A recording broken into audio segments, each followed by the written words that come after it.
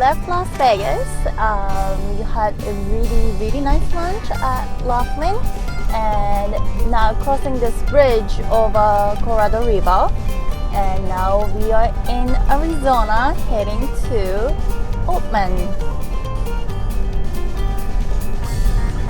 We're gonna make left turn, and we have 13 miles more to go to Oatman. Now we are entering in Oatman, the center of the town. Start to see lots of cars, some people on the street.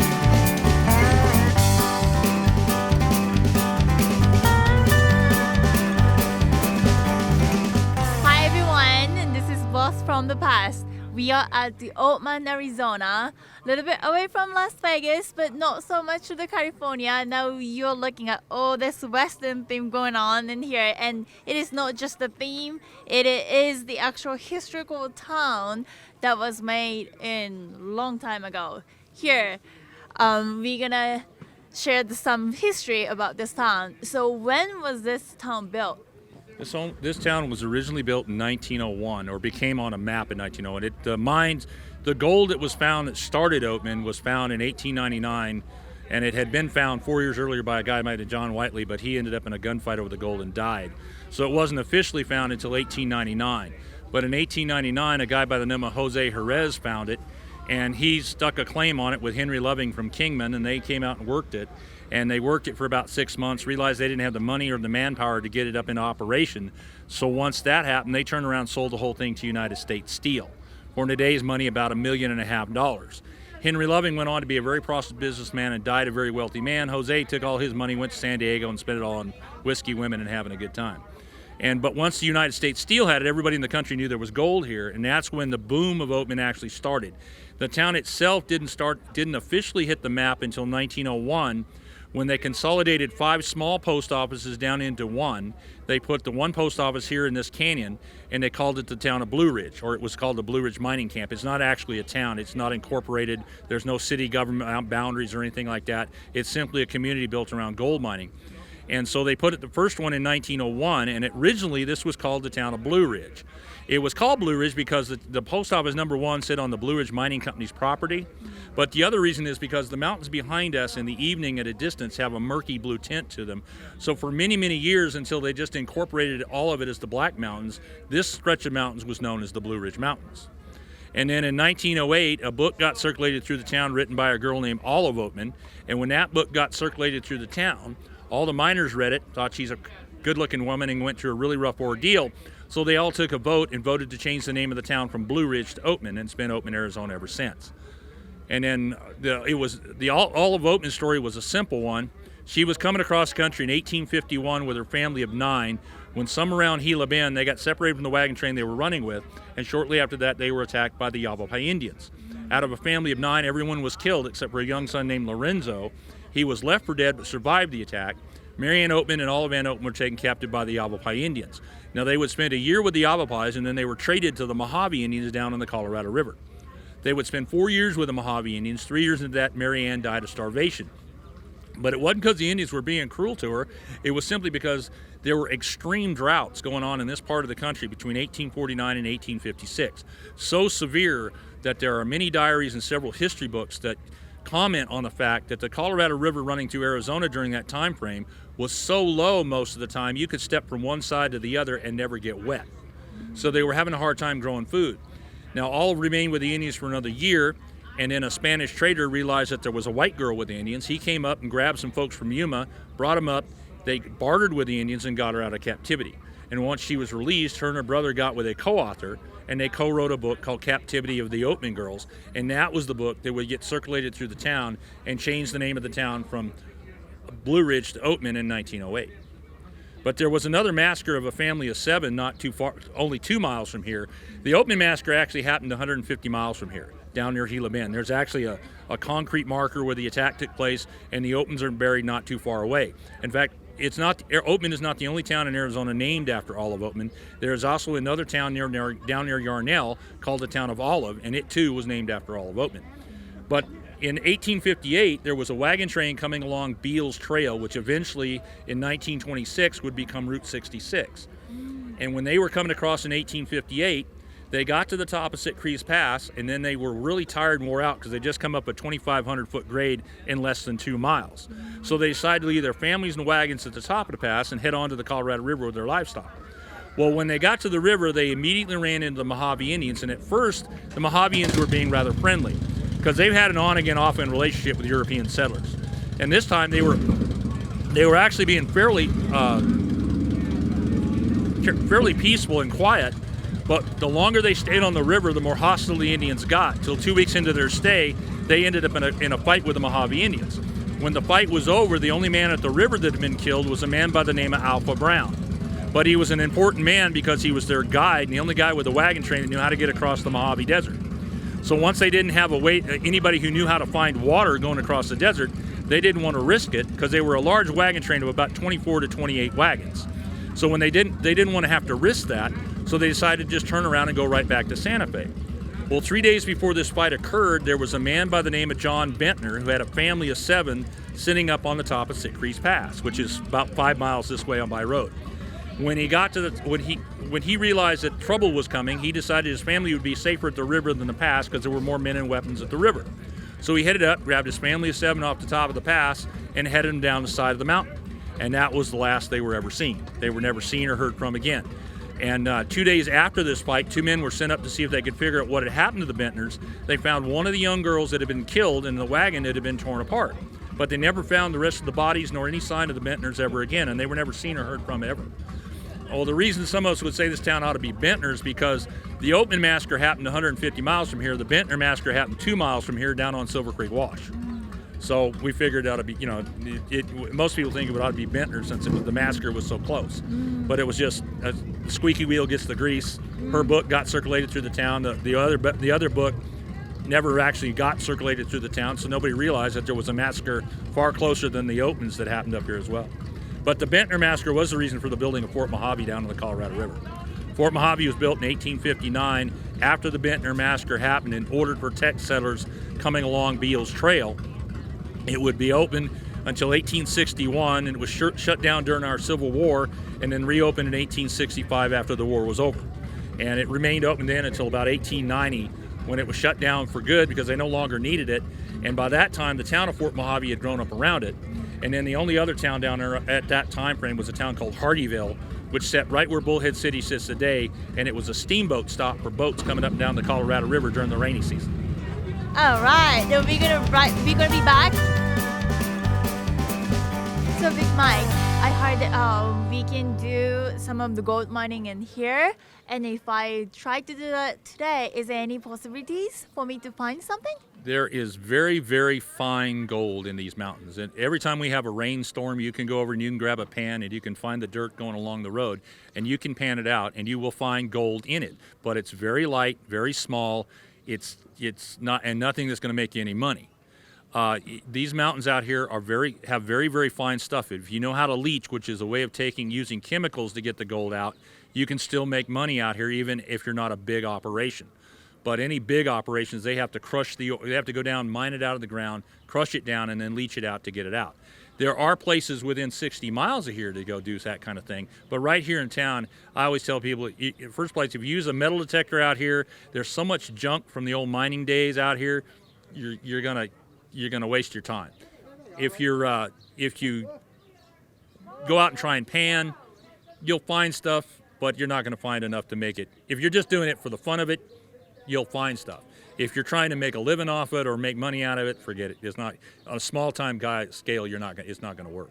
Let's go take a look at the Oatman Hotel restaurant. outside of Oatman Hotel and a restaurant, and this is the restaurant portion. As Big Mike mentioned, you see all these dollar bills as a wallpaper. So, Big Mike, tell us about a little bit more about this restaurant and history. Well, the history of the whole building was built around the early 1900s, but this part of it actually wasn't a restaurant until for the last 30 years. But the hotel over here was built in 1902, and it is considered the oldest two-story adobe building in Mojave County. It has a history in it of not only having just a lot of people staying here through the years, but Clark Gable and Carol Lumbar got married in Kingman in 1939.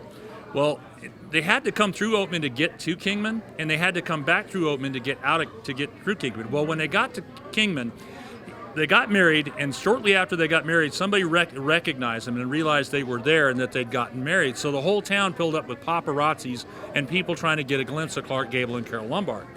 Well, so Clark Gable brought her here to Oatman, and they spent their honeymoon night here in this hotel, and the next morning they headed back for Hollywood because they were both under contracts to start new movies, and they had to get back. But the reason Clark Gable brought her here was not only did he have to come back through Oatman to get back to Hollywood, but he also brought her here simply because Clark Gable had been coming to Oatman as early as the 1920s. He would come here sometimes three times a year, spend 2 or 3 weeks here at a time, spend his time gambling and partying and run around the miners, because the miners, this was his hideaway hole. The miners liked him. He had a lot of fun with them. They didn't care he's a superstar. They didn't treat him like a superstar. They just simply had a lot of fun with him. So he came here many, many times. So when he got married in 1939, he knew exactly where Oatman was. He knew that the miners here were all his friends and would hide him out. Nobody was ever going to tell anybody they were here until they were long gone. So they came here, they spent their honeymoon night here in the hotel, and the next morning they headed back for Hollywood because they were both under contracts to start new movies. And from everything I've read about Clark Gable, you can still find the old Kingman newspapers and the old Oatman newspapers back in the museums over in Kingman. And from everything I've read, had it not been for the fact that he had to go to Kingman to get the marriage license, and for the fact there were no churches in Oatman, he probably would have got married right here. But he got married in Kingman, and they came and they spent their honeymoon night here. And then they came here about 6 or 7 times after they were married as well, until she died in a plane crash just outside of Las Vegas. The only other really notoriety, and at the time they spent their night here, this was not called the Oatman Hotel, this was called the Hotel Derlin. The only other big notoriety thing about the hotel basically is the fact that everybody believes that the hotel is haunted. We actually have 3 different ghosts here. We have John, who likes to sit at that table where she's sitting. He actually is part of this area down here. He's not part of the hotel. But John is a ghost that likes to sit there, okay? Then in the restaurant, you have Odie. Now, Odie is a guy who supposedly, there's debate about when he got here, what time he was here. The best I've been able to find, he showed up in Oatman somewhere around 1908. His actual name was Ray Flowers. And there's some debate about whether Odie was his nickname or whether Odie is just something they call anything weird that happens in Oatman. Because there's ghosts all over this town. There's weird stuff happens all over here. There's lights dancing around half the time. There's voices and footsteps that don't have anybody there. You can find that from one end of town to the other.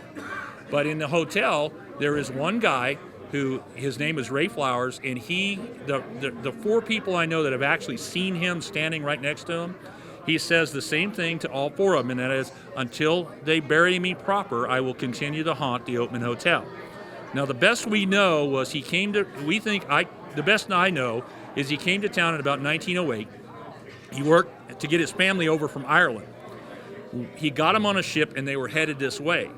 But somewhere along the line, the ship sank, and his whole family died.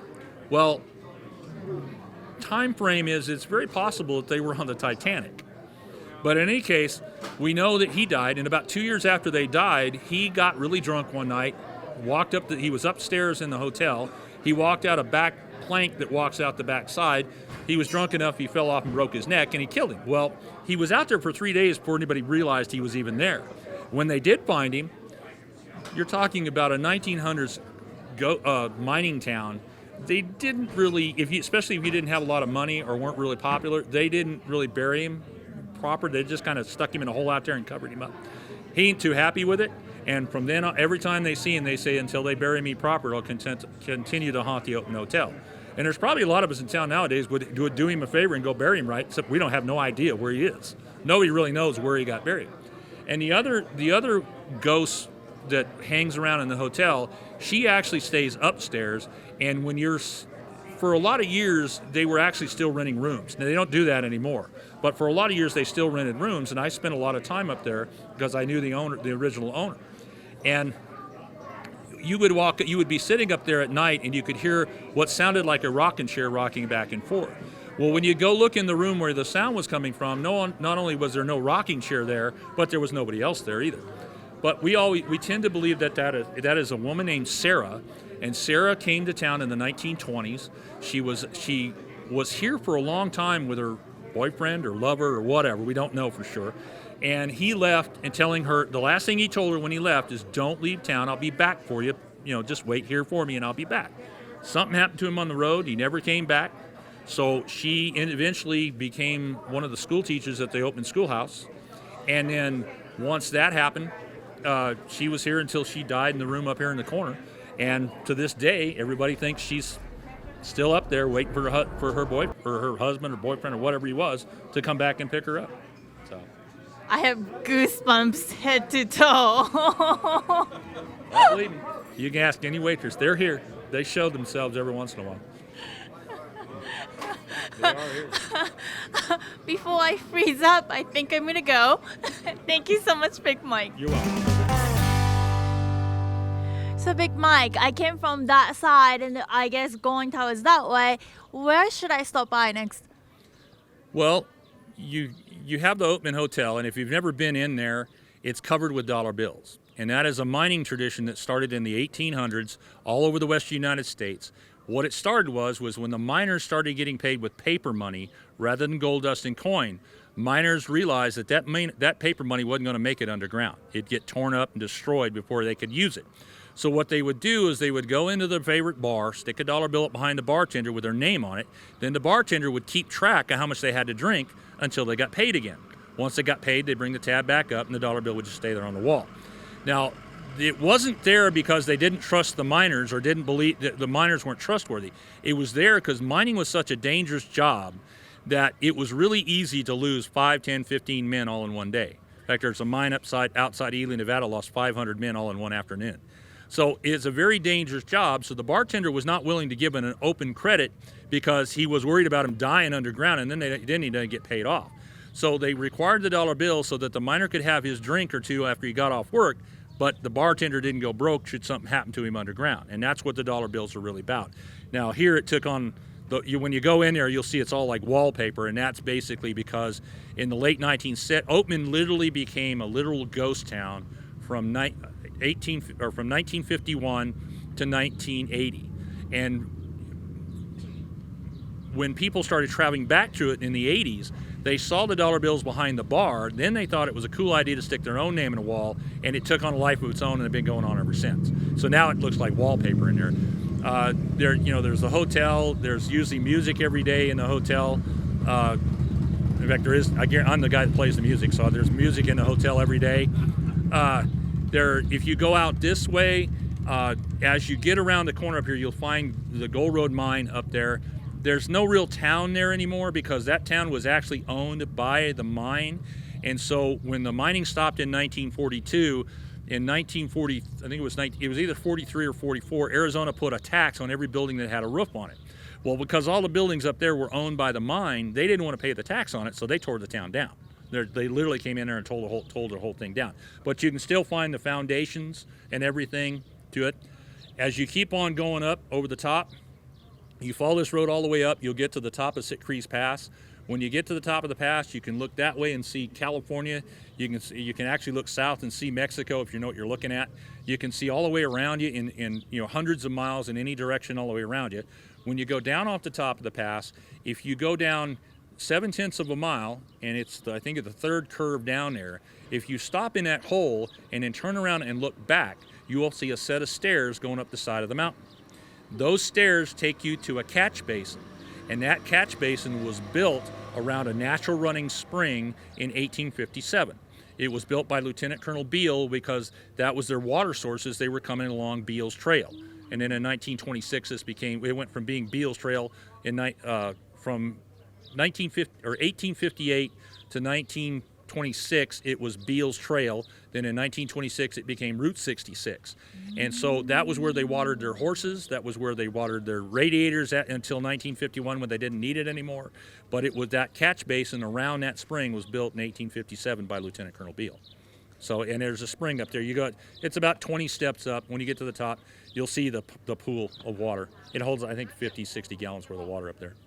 That's so nice. It's not just you will see, if you go up there, you will also see some of the wild burros that are up there. They hang around there, and every once in a while you see the bighorn sheep that are out here as well. That'd be lovely to see. Yeah. Thank you so much. Further on down, you follow and you end up in Kingman, and Kingman's kind of a pretty interesting place itself. When you get into the old town of Kingman, it's an interesting place. And then Route 66 goes all the way out. It's 163 miles from Topak down on the river to Ashfork, and there's Ashfork, there's Huckleberry, there's all kinds of little towns that have been bypassed by I-40 in the 70s, but still are interesting places to hang around. It's really nice. It's not just looks really nice from the back in the days. It's so much histories and more than just this little town outside, and there are places to see. There's all kinds of things out here. Yeah. Thank you, Big Mike. You're welcome. Now I'm inside the hotel portion of a Oatman hotel and restaurant, and upstairs that's what the Big Mike was talking about. So I'm gonna go take a look upstairs.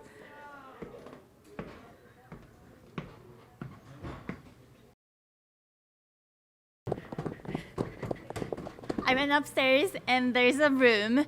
I don't know about this lady, but since Big Mike mentioned about the ghost, I'm gonna go. Bye. I heard that there's entertainment going on daily at this location. So who is the musician? Who's the entertainer? That would be me. I play in here. I only play for tips. I'm not paid by the hotel, but I play up there on that stage from usually about noon after the first gunfight to anywhere from 5 but sometimes even 6 at night. It just all depends on how many people are around here. And then some mornings, if there's enough people, I'll start playing earlier. But I play here every day. I live 5 minutes from here, so I play here every day. Mostly country stuff. I do know if you look some Creedence and some rock and roll, but mostly it's country and old cowboy stuff. But I play here every day. And you mentioned about gunfights. What is that about? We have 2 different groups, and sometimes we have another group that comes around every once in a while. We do basically mock or show gunfights in the middle of the street. The first one is usually at noon. There's another one at 1:30, and then there's another one at 2:15.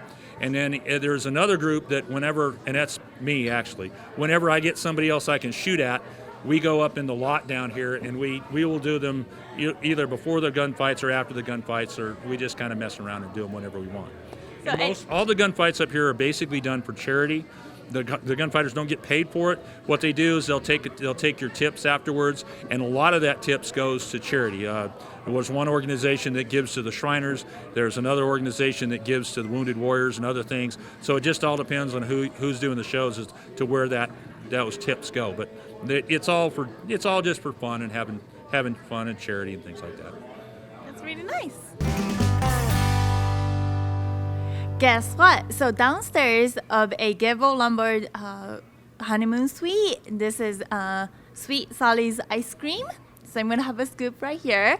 Let me see. I would like to have a cookies and cream. And a cake cup or a waffle? I would take waffle, please. Waffle. Thank you. Thank you. You are? Thank you very much. I got the scoop. And let's go take a look up the street and see what they have over there.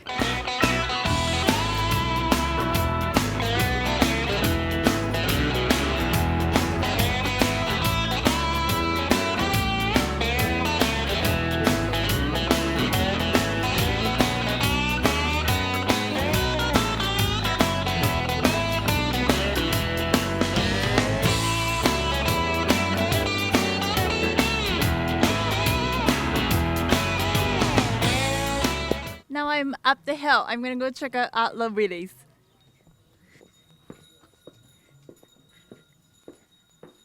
Lots of cute items inside. If you want shirts and the wind chimes, this is the place to be. Stop by at the Outlaw Willie's.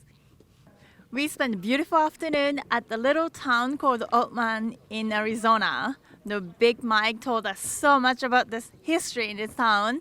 Well, it's time for us to go too. Find us on Facebook and view us on YouTube.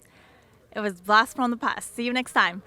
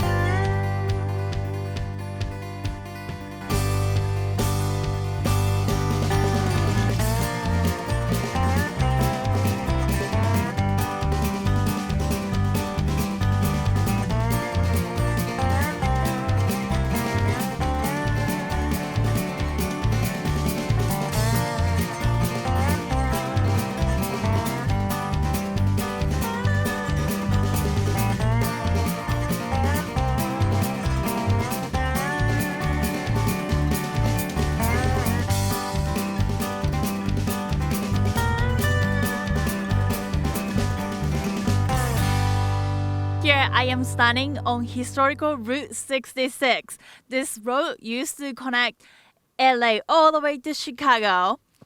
Now I'm here at the Cool Springs Historical old gas station right here.